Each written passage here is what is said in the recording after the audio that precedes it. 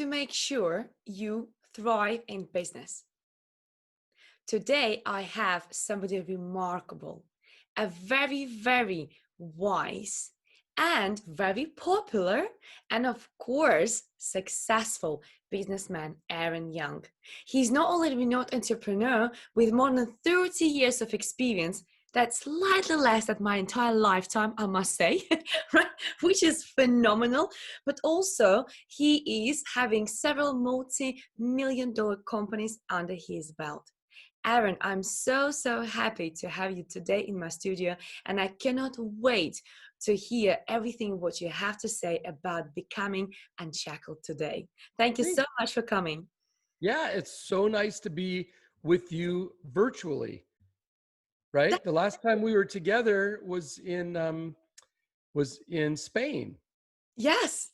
and so we even have pictures of us on camels, right? So we have lots of funny little experiences. So it's so nice to be with you here in this way across what 8 time zones today. Oh, yes, absolutely. Because right now we actually have 8 hours difference, which is obviously resulting us recording this video.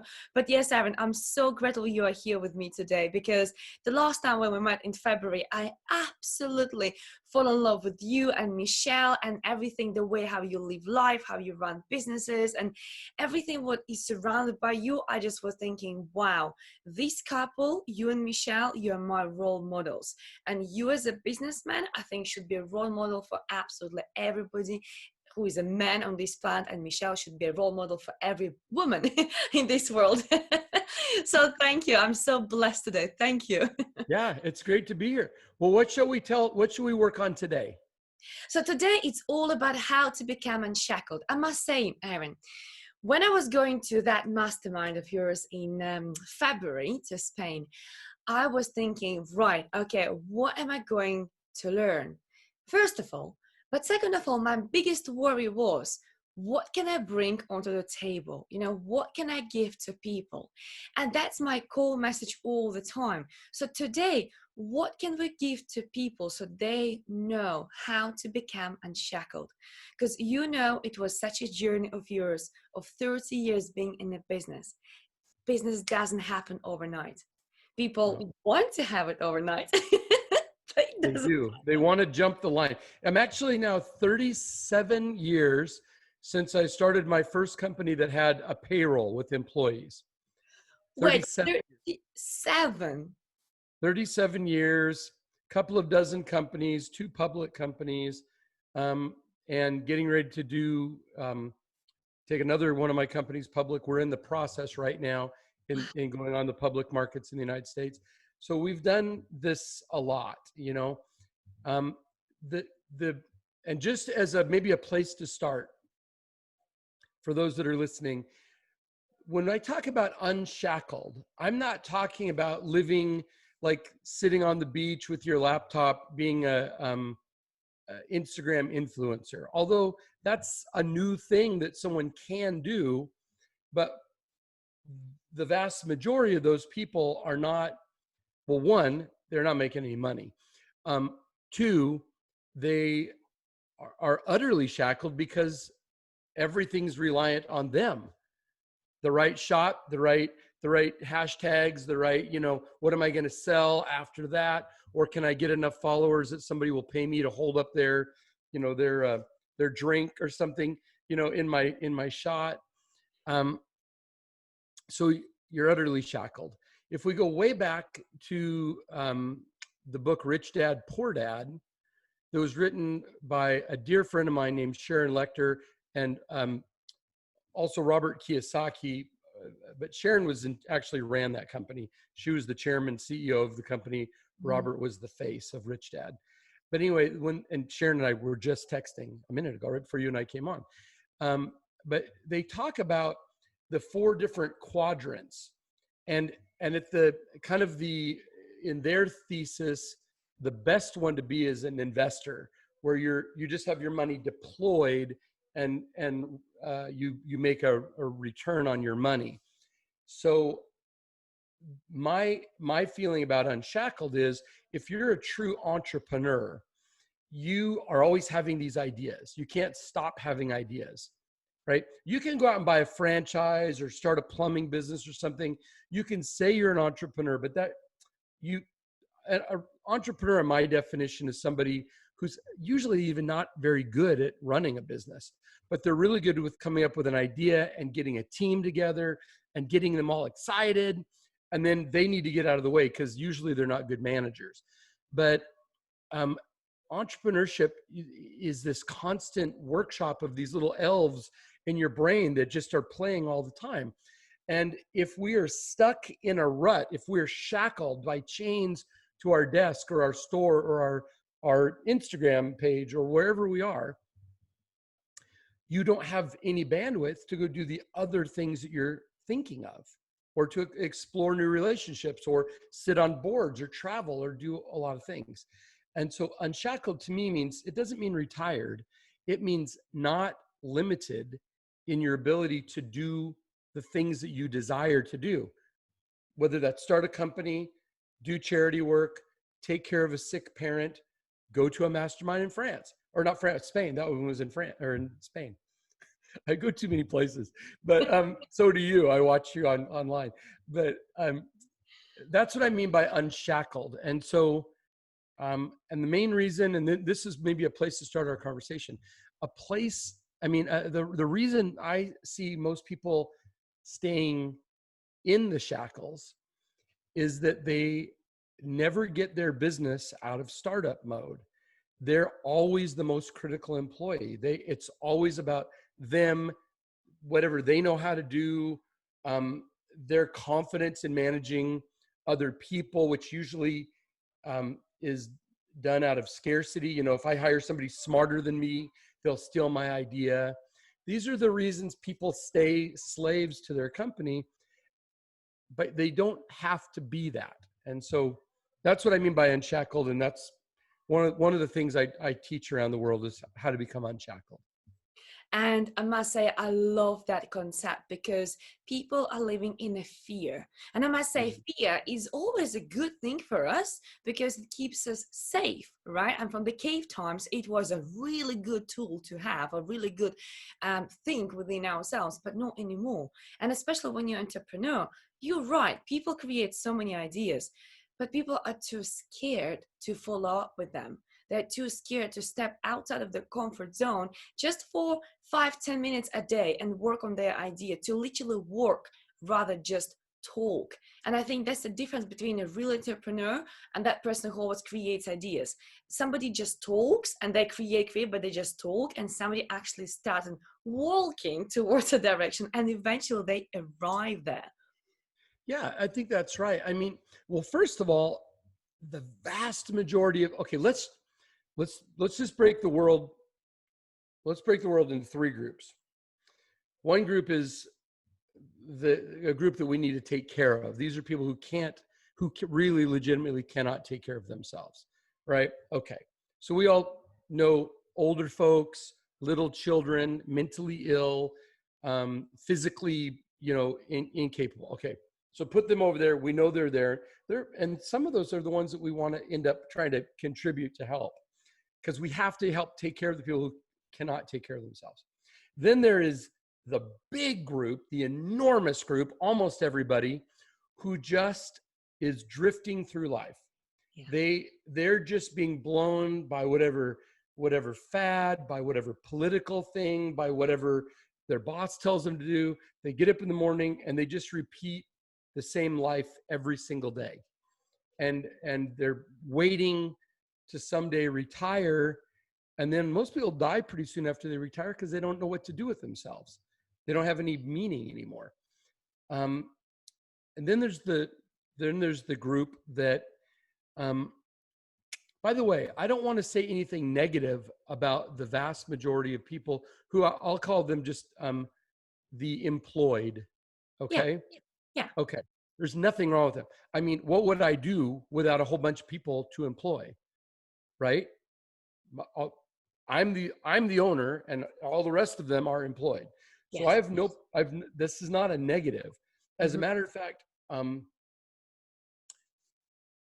there's nothing wrong with being employed, but you are shackled if you don't explore hobbies, if you don't explore travel, if you don't explore your spirituality, if you just are living the same day over and over again, you're just Sharon Lecter, another book that she didn't author it, she did the annotations on it, is called Outwitting the Devil. It was actually Napoleon Hill's follow-up to Think and Grow Rich. All right. And she was actually given Napoleon Hill's typed manuscript with his handwritten notes all over it by the Napoleon Hill Foundation to go. But Outwitting the Devil, that book, talks about how the devil, whatever your spiritual beliefs are, how the devil controls the masses.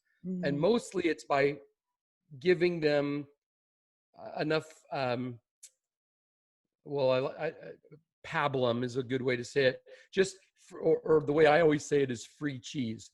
Because I remember when the government, you could go get these blocks of free cheese from the government if you were poor enough, and enough free cheese. The devil keeps people in this state of kind of complacency. They have enough to eat. They have cable TV to watch. They've got a microwave oven. They can close the door at night and say, "This is my poster on the wall. This is my little cage," right?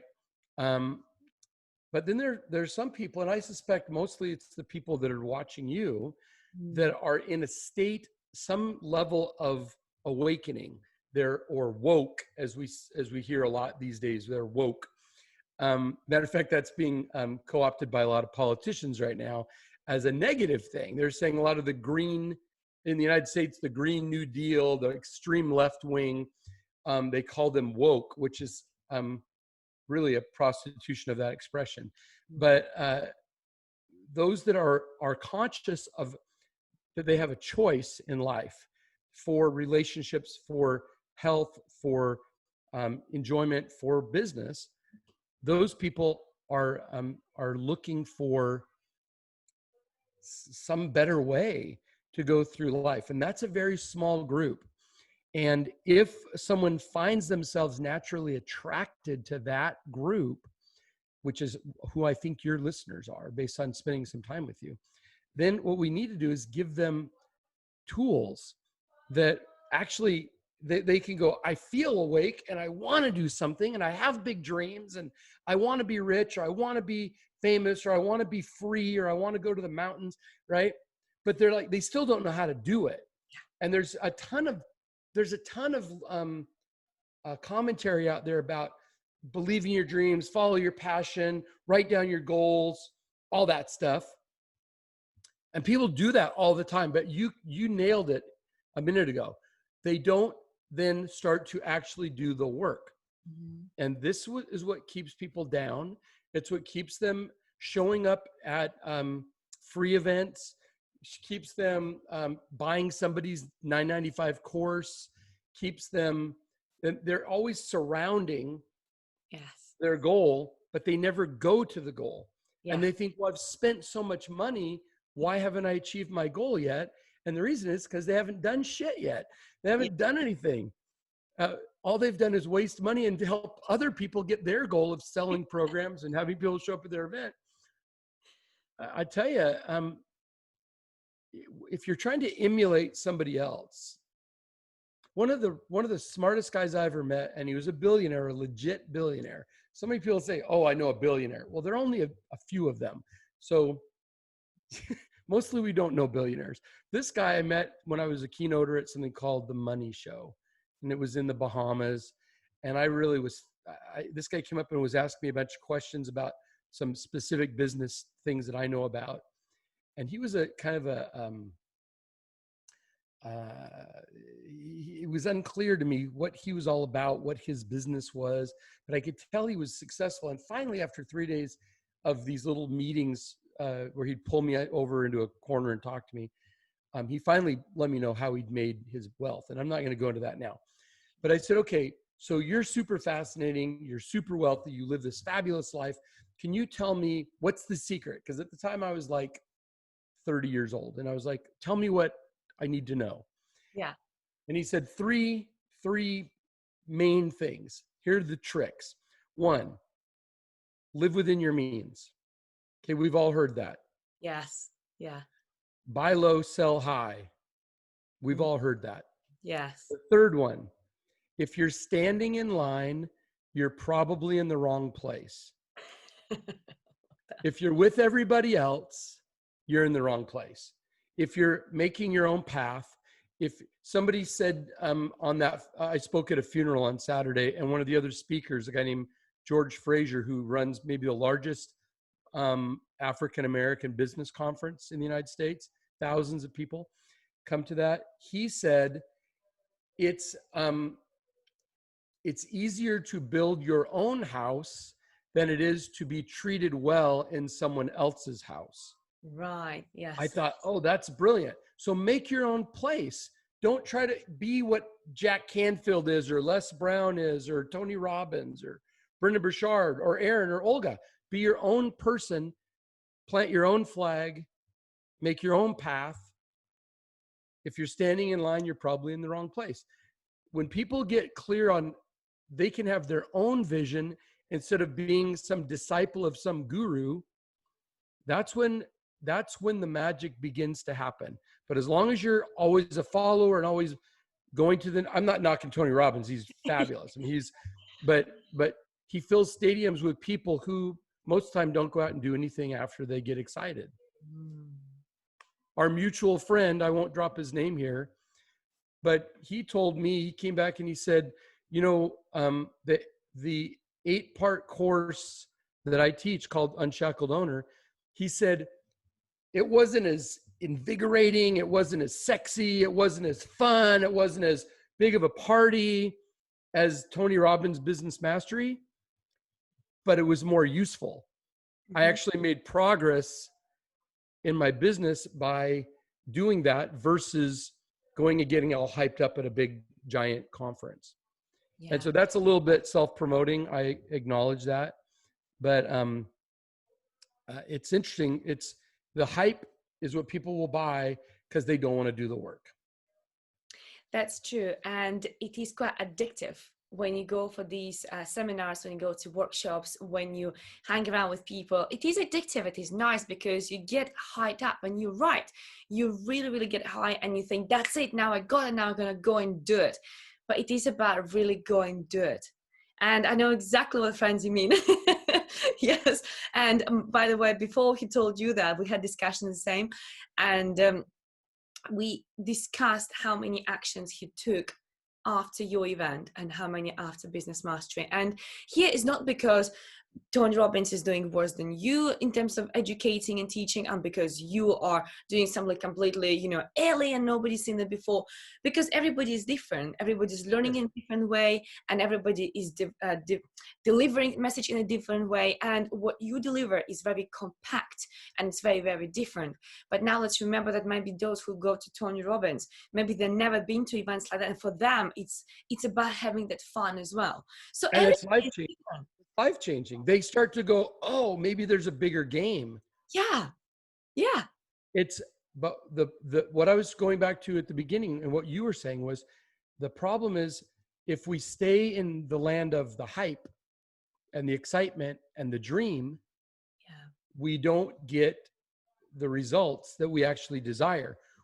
As a matter of fact, at some point we start to loathe ourselves because we look at the crowd and say, well, they seem to be having success, but yet, I can't make my car payment. And it becomes demoralizing. So becoming unshackled is really about getting that vision from wherever you can get it. And Olga, I think you do a great job of helping people see a bigger, better life and give them inspiration to try and to be excited and to believe in themselves. You do a terrific job with that. So once you believe, then you must start to walk. Once you know, I want to ride the bike, I'm positive I want to ride the bike. I'm going to ride the bike all the way across the continent, right? At some point you have to get on the bike and start to pedal, and you will fall down and you will skin your knee and you will get scared, but you have to ride the bike if you want to get to the goal. Yeah. And that's the whole point. You have to start doing something. And that's why I love what you teach, Aaron, because you succeeded so much not because you went to one event and you were jumping up and down and because you were fed from silver spoon, but because you literally were doing actions. And even before we went on to recording this session, you said, I just spent yesterday 3 hours talking about next project. And I'm like, wow. And that was Sunday, right? Because we're recording this on Monday. So Erin, it's only about those actions. It's only about taking that extra step. And I must say that here, that was the biggest lesson for me when I actually went to your mastermind in February. And I must say, anybody who is thinking to work with you, to contact you, and we're going to share details how they get in touch with you. I must say that was probably the biggest turning point for me, because to get so much clarity, to get so much understanding, to get so much support within those 4 or 5 days, can't remember exactly, I think it was 4 days. It 4 days, was yeah. remarkable, really remarkable. So there is a power of learning from the best. And that's why I'm so delighted you are here today, helping me to bring value to the people, because I believe that we can deliver value. We can deliver people a message that they can go after more. There is more, and you just need to start walking towards that. And if you can't walk, you can crawl. If you can't crawl, you can push yourself, right? But it's not enough just to want that. You need to really do something about that. Yes, amen. So what can we do? Ask me something you think would help your audience, and let's give them 2 or 3 action steps. So I will start from where I was in February, because I'm sure there are lots of people who are in my situation as well, and they're thinking, can they do that? Are they ready? Are they old enough, or are they young enough? Are they there yet? And I remember what you and Michelle, you were saying. You were like, well, you think it? Do it. And it was so simple, but it was so profound. But could you please elaborate more why people should not wait until they are a bit older, or maybe they are already not too young, maybe they're already too old, why they should actually do it no matter what? Like, Well, don't wait till you're older, because you get to a place. So I'm not old, but I'm 56 years old, right?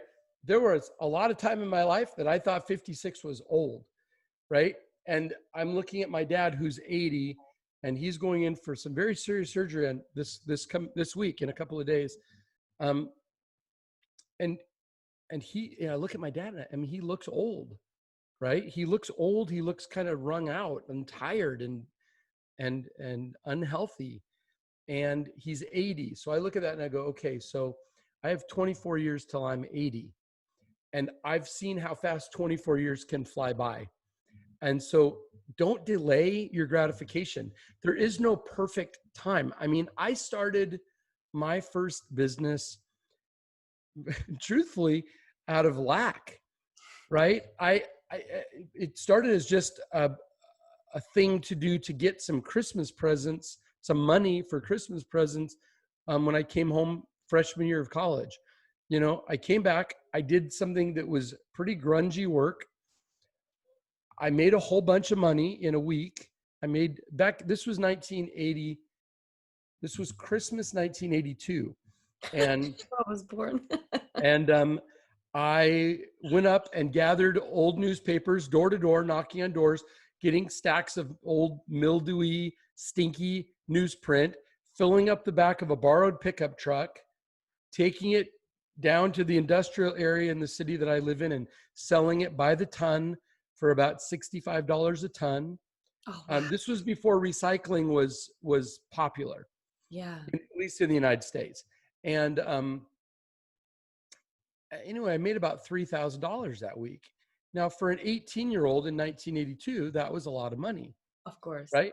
And so I went back to school for the next semester, and along with another guy, mapped out the city of Portland, Oregon, created a route book so we could keep track of addresses and, are they going to have us pick up or not? And, where do we find the newspaper? Oh, at the back door. Oh, in the garage. Okay. Is there a dog? Is there something to be afraid of? And then we made a little flyer that we could leave that would say, It was like a little newsletter and then a calendar and then other odd jobs. We would clean your gutters, paint your house, haul stuff to the dump, right? We were so broke that we made the flyers skinny enough so we could put 3 of them on a standard 8.5 by 11 sheet of paper, Oh, bless you. right? Because we could cut 3 out of one piece of paper. Because we were paying like, I don't know, maybe a nickel a copy at some copy machine. So we had to get the most out of it we could. So we go back in the end of April of 1983, and we start to canvass the neighborhoods we had chosen to start with. And before I know it, I've got 5,000 people we're picking up from every month. Oh, And we've got 3 people, well, the other guy and I and 2 other people, 2 trucks, picking up stuff all around the city. And we got better and better. Okay, but then I left on a missionary trip for my church and was gone for a year and a half. I made money every day yes. that I was gone because we had designed in our own way in 1983, we had designed process. We had designed an accountability system. We had a way to communicate with our clients. Yes.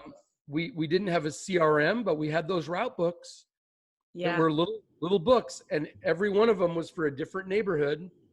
And so we had technology. It was analog, but we had technology, and anybody could get in the vehicle and drive to the neighborhood and know where to go, do the work, where to sell the stuff, where to deposit the money. It was all built. So I learned from 19 years old, 18 years old, how to build something that would run without me there. And then when I was 22 and I met that beautiful girl, Michelle, I decided she's not going to want to be married to basically a garbage man. So I sold my interest in the business in 1986, and I became one of the first guys in the northwest part of the United States selling cellular telephones. Oh, wow. When they were new. And pretty soon I had multiple stores and 30 employees or something, and all of them had to be able to function without me looking over their shoulder every day. Yes. And this is the evolution. So I didn't wait till I had enough funding, enough business education. I went to 1 year of junior college, not even a real university. Wow. So I didn't have a formal education. My parents didn't have any money. We didn't have the internet. We didn't have Google. We didn't have Google Maps. We had a big paper map that unfolded and we had to open it up. But we created methodologies that made it possible to duplicate my work with somebody else. And their first day, they could do what I did. They didn't need me to be there. They could just follow the instructions. Well, so if you're waiting around until everything's right, you're probably going to miss opportunities. Well, you will miss opportunities. Yes. And I have never gone out and raised capital to start a company. I've never done it. And I've built a whole bunch of multi-million dollar companies, right? Now, when you go public, obviously other people buy stock. Yes. Yeah. But I never went out and raised money to start the company that would eventually go public. I never did it. Always bootstrapped, 100% of the time. Okay. So you can do it on a shoestring. Can I go a little further down that road? Absolutely. Yes. I would love to. Yes, please. Some of my heroes, the stories that they tell, and these are people who've become wildly successful. But let's just use money and business versus other heroes that are in other industries. People, the vast majority of people want a certain kind of lifestyle. They want a certain kind of apartment or house, a certain kind of car, certain kind of clothing.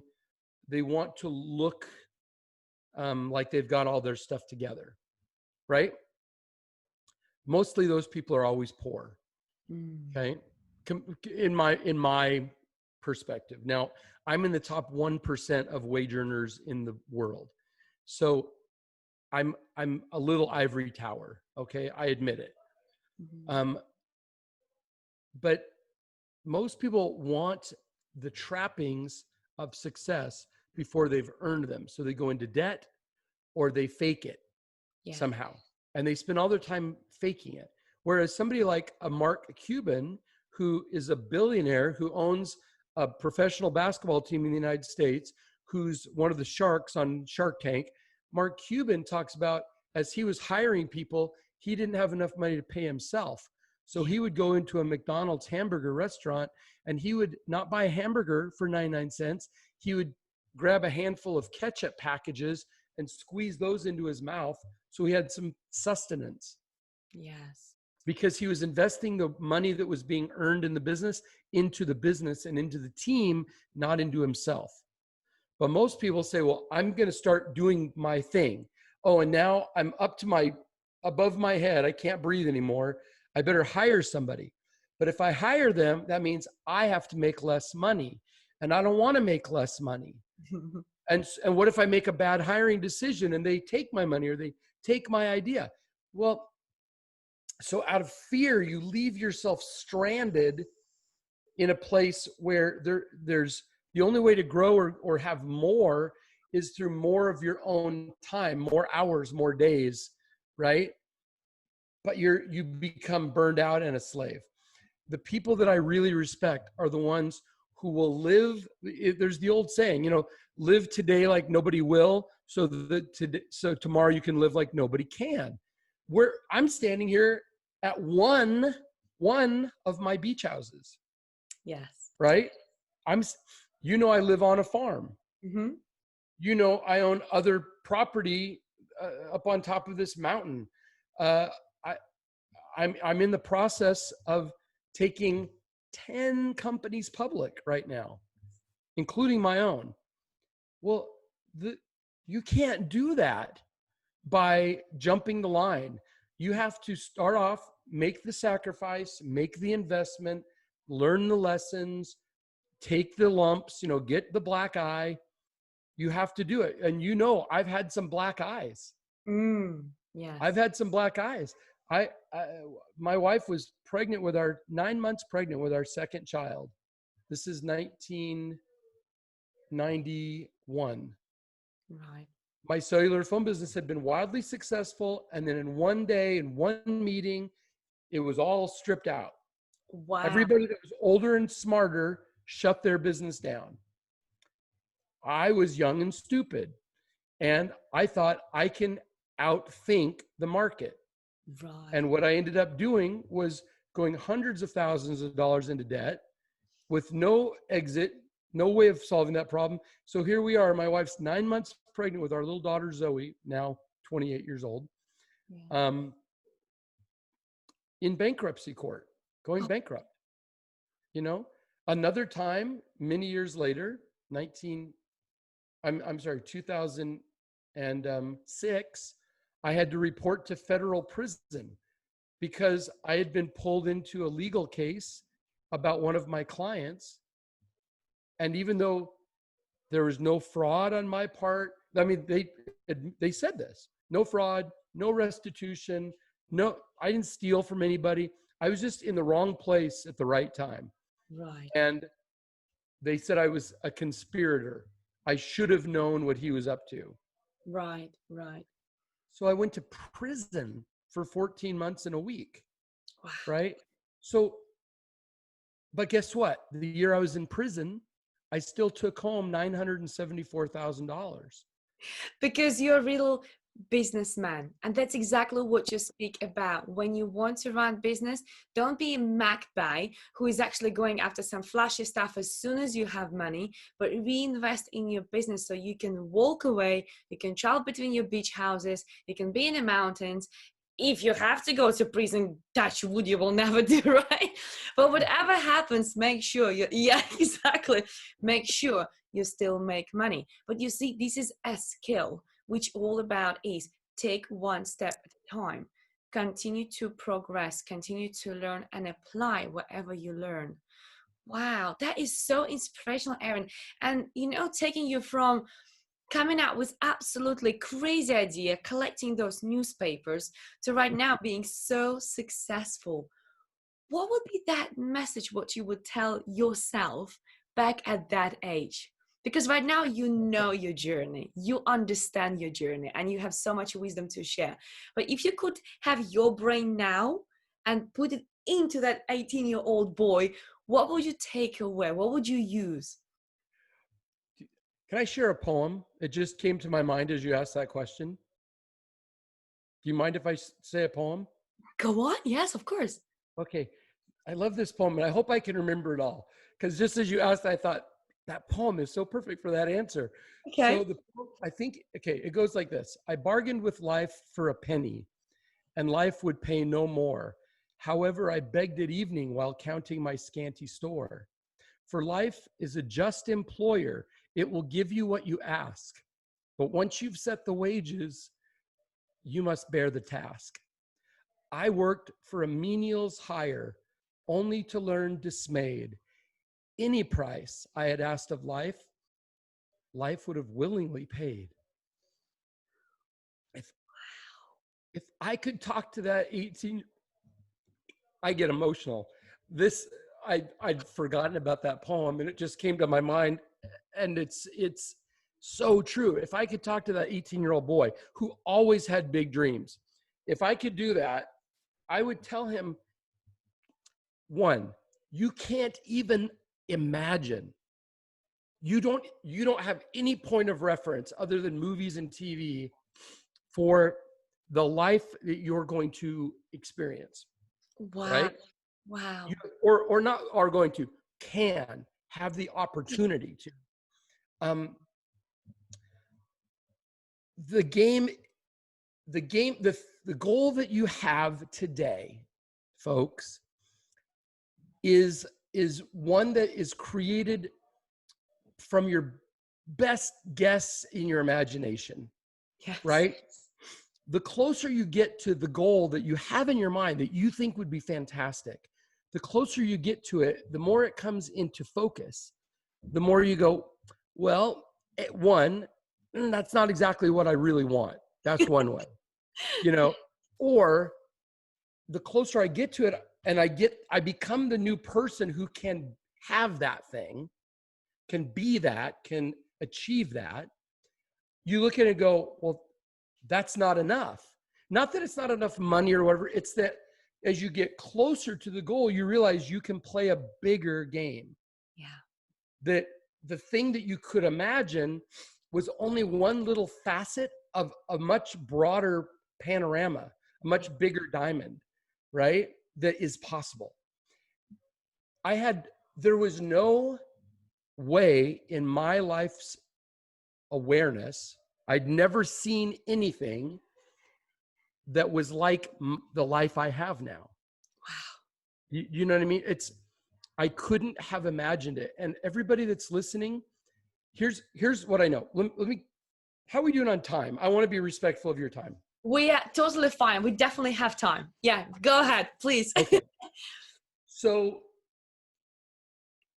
last night, Michelle and I were sitting on the couch, and I was sort of thinking out loud a little bit on this topic. And I was saying, let's come up with a crazy, goal. Like, I was trying to make a point, and I was trying to do an exaggerated point.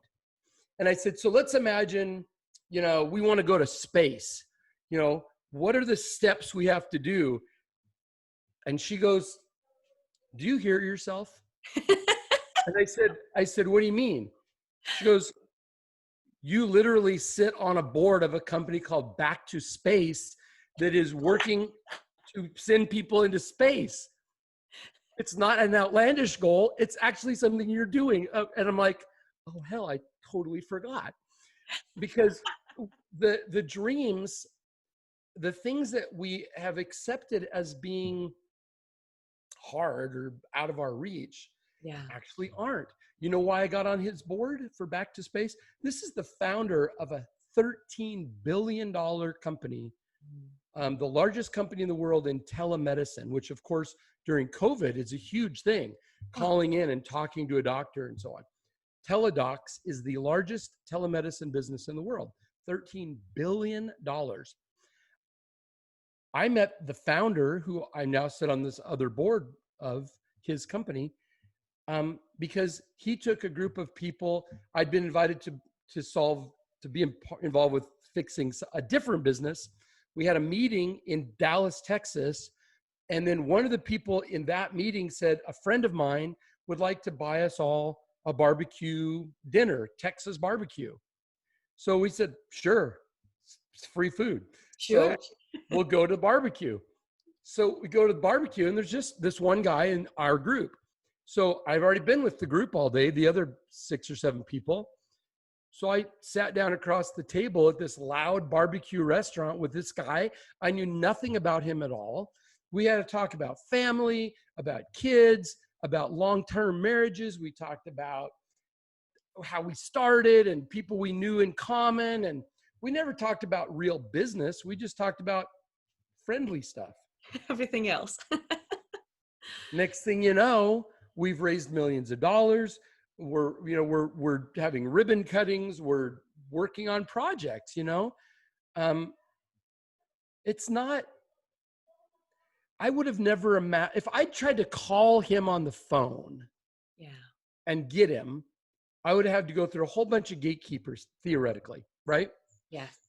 But because I was doing something else on another project with a different group of people where I felt very qualified to be there.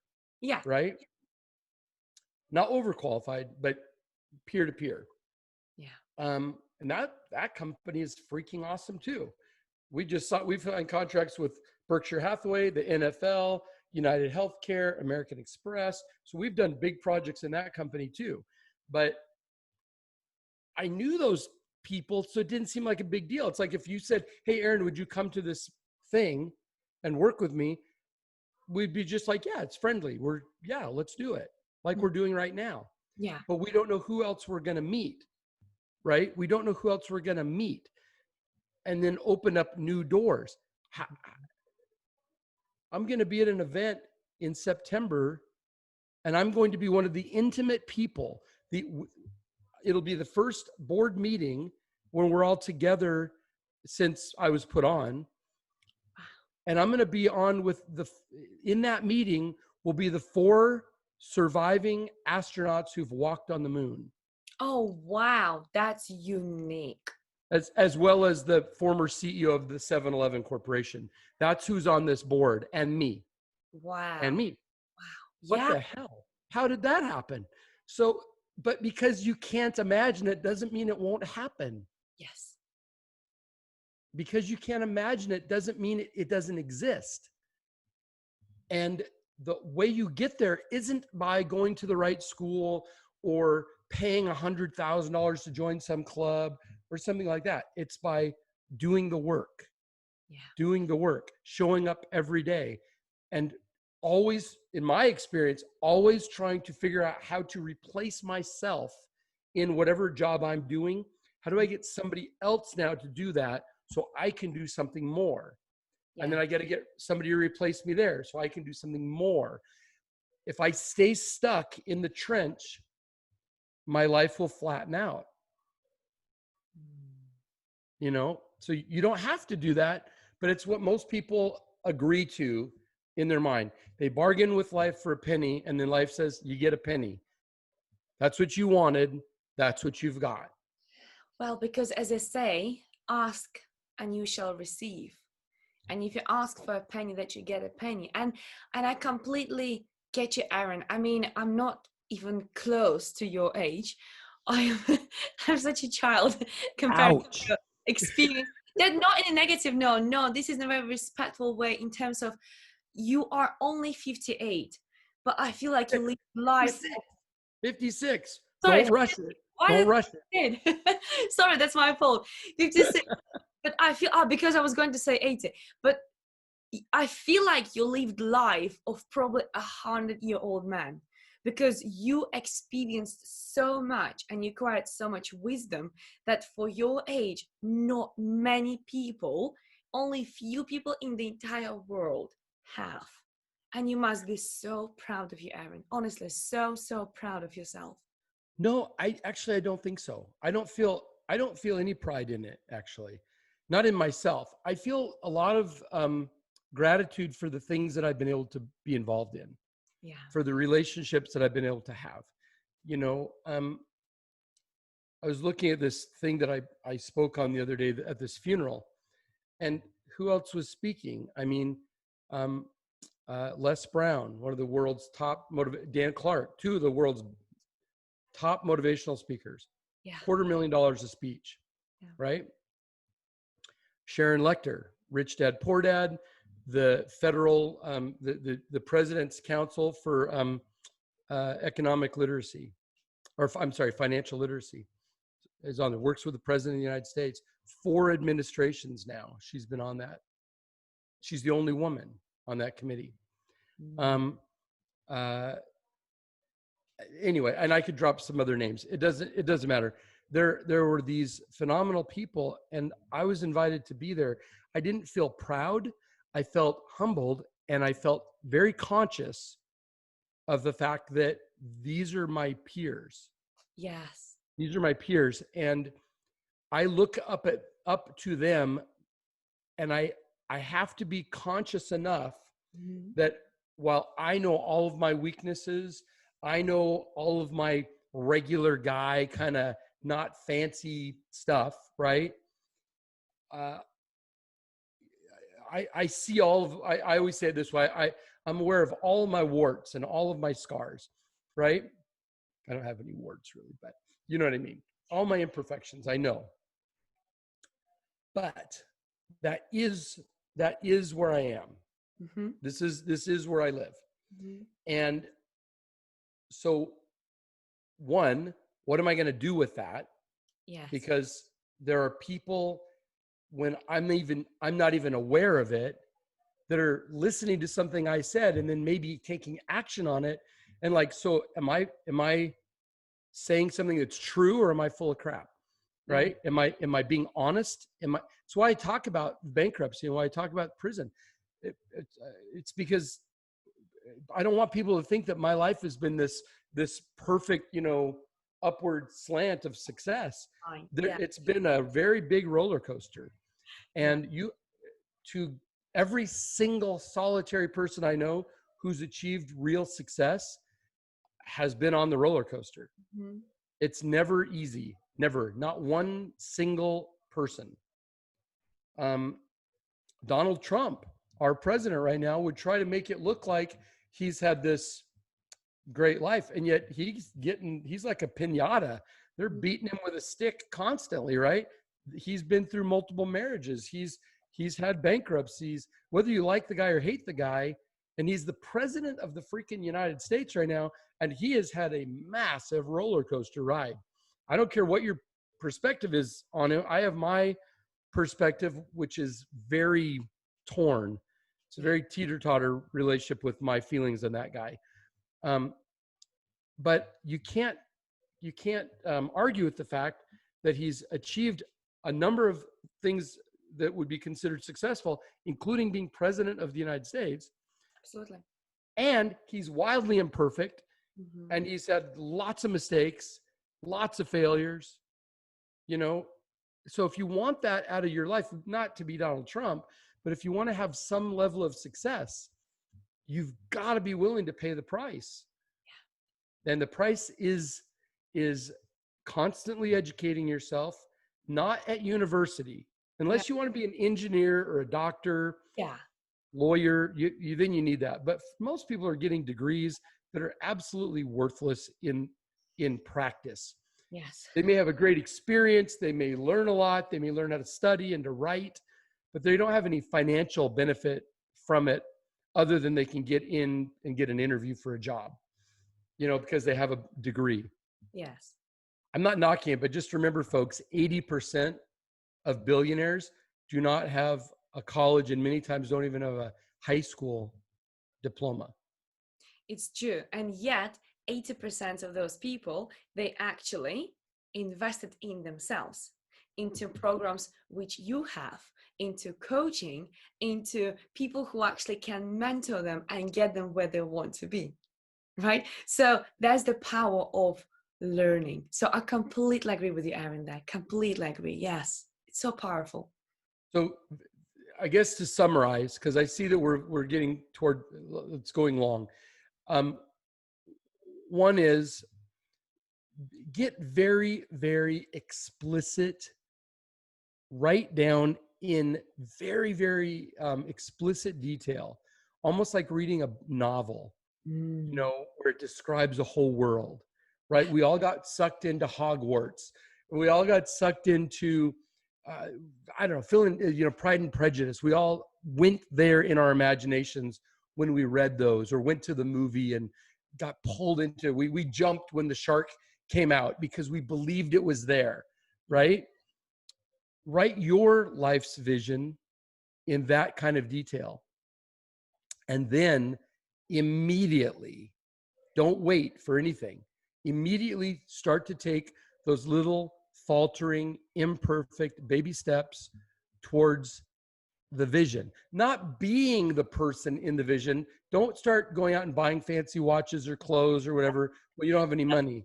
I'm saying start doing it. Stop talking about it. Well, don't stop talking about it.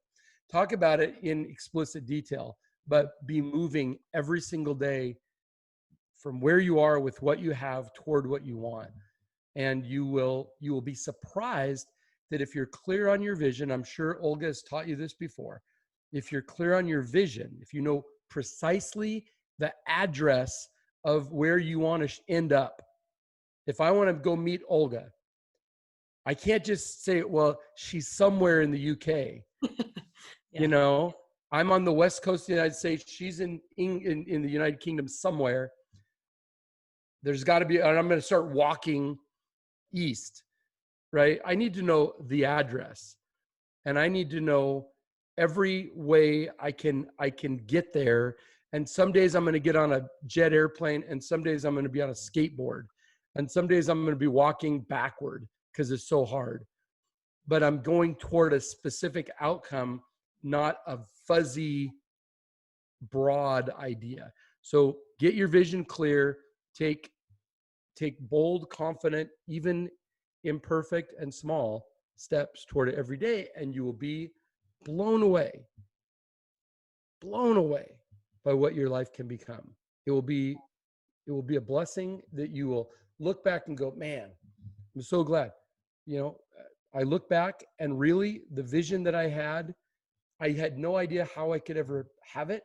My life has exceeded all of my visions, and I continue to rewrite my vision statement Wow. to look beyond where I am now to what I wonder, is it even possible to Yeah. do the next thing? Am I up for it? Am I smart enough? Am I good enough? But you've got to do stuff that scares you a little bit, or you'll never grow in to the person that can be in that new party.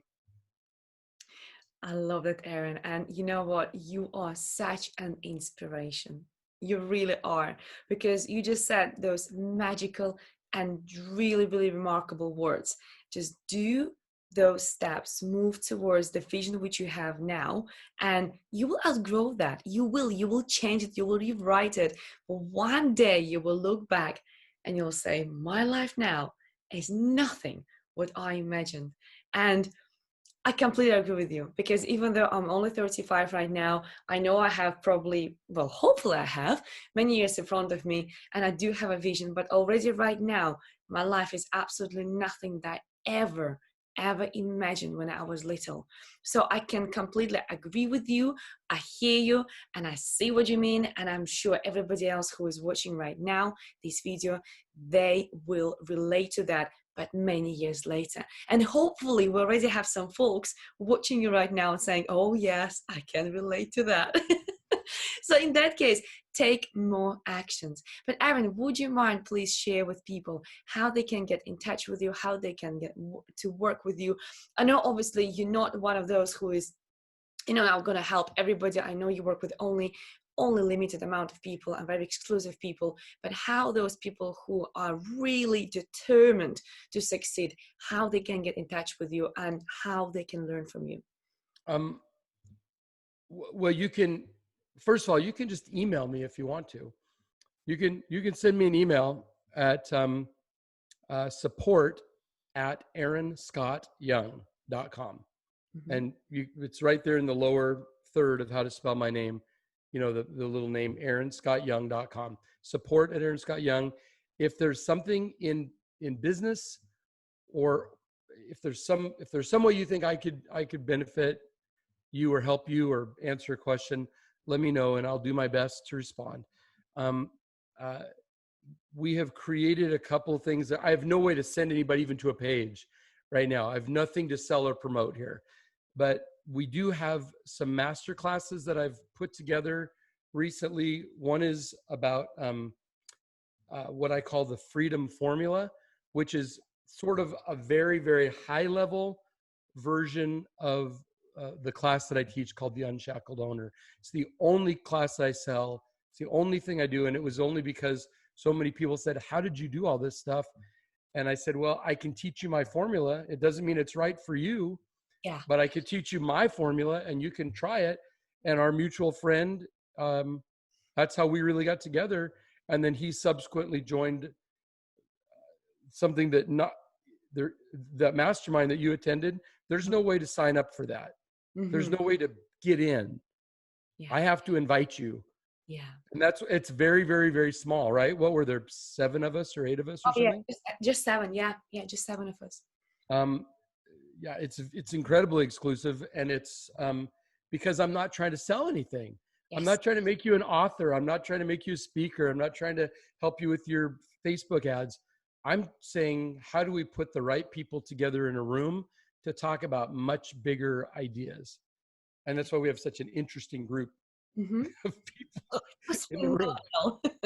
Yeah. So anyway, yeah, but they can write to me, support at Aaron Scott Young. Hardly anybody ever writes, so I don't mind giving an email address. And or they if they're interested, I can send them a link.